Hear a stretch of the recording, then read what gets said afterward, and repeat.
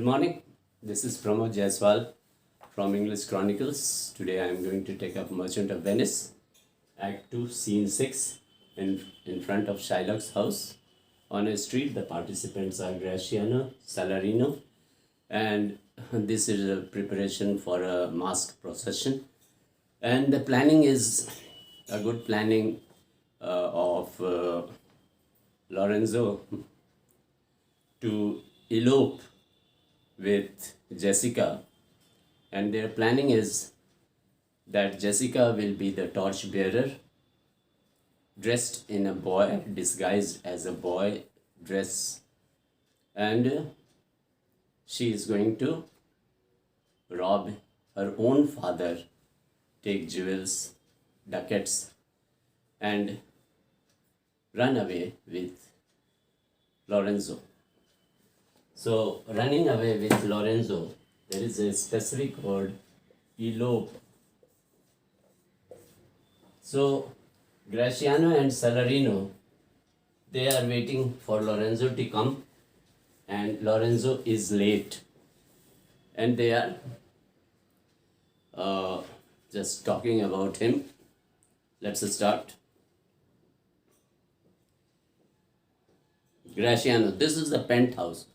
Penthouse is such a house in which there is a projected, under which there is a sheltered sort of thing. That is called a penthouse. So this is the penthouse under which Lorenzo desired us to make a stand. Lorenzo has told him to stand and wait here for him. Salarino, his hour is almost past. Means he is already late. Then Graciano gives examples of the lovers. That lovers are, it is strange that lovers are late and Lorenzo is late. And it is marvel, means it is strange. He outdwells his hour, means he passes his hour. That means hour means he has the scheduled time for his arrival. For lovers even run before the clock, means they not only punctual but prior to the scheduled time they reach. Then Salarino gives an example, he quotes an example of Venice, who is the god of love, and he says, "Oh, 10 times faster, Venice pigeons fly." Now here is Shakespeare has deliberately supplanted or misplaced pigeon as the carriage of Venice, when actually dove is the carrier of Venice. Now let's see that even Venice, he flies faster when it is time to join the bonds of love, and he is slower when it is time to break the strands of love, to snap the strands of love, to break the bond of love. To seal love bonds new made, they fly faster than they are wont, means habituated, to keep obliged faith unforfeited. So unforfeited here refers to unbroken, so that the love bond is not broken. Now Graciano here gives a brief speech, but very important for your examination also, and try to jot down and remember the keywords, with remembering the keywords to answer the questions. Try to understand. Now he gives example of 3 or 4 examples where he quotes that a person, when he does the same work second time, he cannot do with the same energy and enthusiasm. So he quotes that, "Who riseth from a feast," means that is the case with everyone. Who riseth from a feast with that keen appetite. Appetite is the desire of eating. So with that keen appetite that he sits down, means a person who has already had his dinner or food cannot sit again with the same desire to eat food as he had already in the previous one. So it is reduced, it is lessened. So reduced and lessened, there are some good words. Reduced, abated, no, alleviated, alleviated,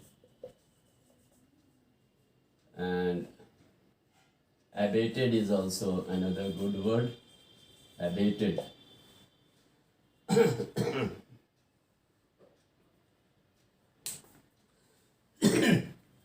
So now he gives another example.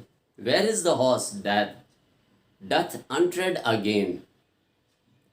Means he says, where is the horse that tread means to walk on the road, untread to go back. His tedious measures with the unbaited fire. Fire here refers to energy. Baited means abated means to reduced. Unabated means not reduced, that means with the same energy. How can a horse gallop with the same energy as he had done in the previous one? It's not possible. So one thing I would like to give about horses' speed.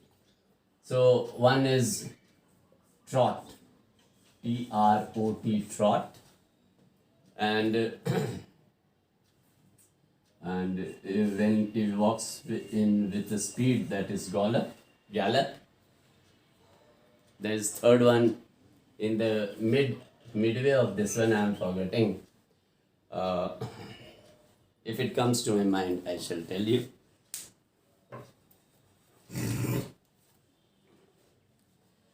So he tells about that horse, that the same horse cannot gallop with the same energy as it had done in the previous case. That he did pace them first. Pace means to walk or to move. All things that are with more spirit chased than enjoyed. You must have heard a very good example. The joy is in the journey, but not in the attainment of destination. The enjoyment or the joy, the happiness is in the process of the journey. That is more than when you attain the destination. So that is the case here. Are with more spirit chased than enjoyed. How like a yonker or a prodigal, the scarfed bark puts from her native bay, hugged and embraced by the strumpet wind. This is very important, and a lot of simile, figure of speech, simile comparison has been done. And this is very important. And remember those keywords: strumpet, hugged, embraced. So remember these words. Now I'll try to explain. How like a yonker or a prodigal. Now, prodigal refers to the Bible, that the son takes his share from his father and goes away and spends all his money, and and then he comes back again fully exhausted. The yonker is the young man who has been treated as a prodigal. The scarf bark. Now he has been compared to the bark. Scarfed bark means ship, which has been decorated. Puts from her native bay. Native bay means from the harbor. It moves off. Hugged and embraced by the strumpet wind. Now here also comparison between strumpet wind. Now here the comparison over there. The comparison is between prodigal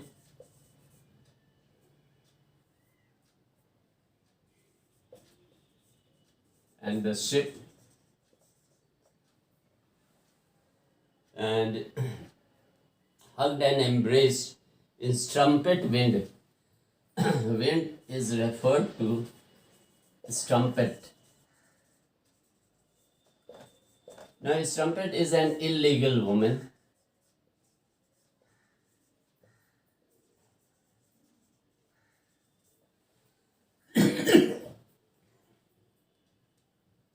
Excuse me. So I'll try to explain you. As the wind, strong wind, tyrannous wind, horrendous, it spoils or wrecks the ship, shattered is.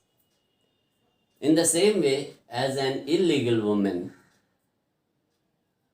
destroys a person, his career, and everything. So, in the same way, this is trumpet wind. The wind has been compared to a trumpet. As the wind is the destroyer, so is the strumpet, the illegal woman, is like a destroyer. So, nice comparison. How like a prodigal doth she return? The ship like a prodigal.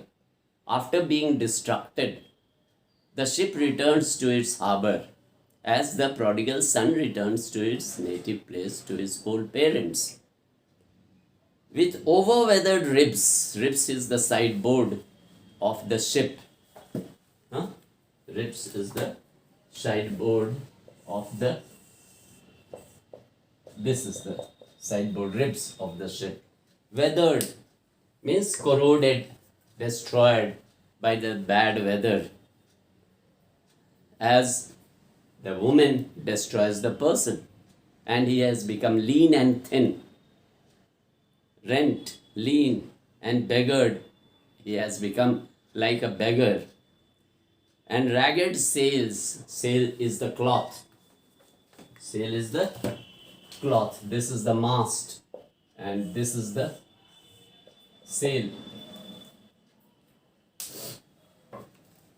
Ragged sail means it is destructed. The sail, this is the sail, it is torn, and ragged is that is torn. Weathered ribs, destructed, as like a person who has become lean, haggard, and rent means thin, and like a beggar by the trumpet wind. So this is very important comparison. I hope you have understood, and if you like my video, please press the button of like, share among your friends, and please promote me and provoke me to give you nice explanations. Please subscribe to my channel. Thank you. Have a nice time.